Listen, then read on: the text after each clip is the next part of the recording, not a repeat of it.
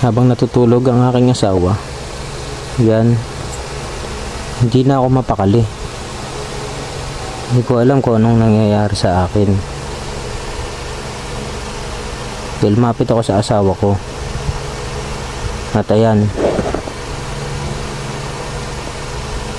pinipilit ko siyang gisingin. Ayan, halik dito. At pinipilit ko siya talaga siyang gisingin. Halik dyan. Yan, sinusuyo ko siya niyan.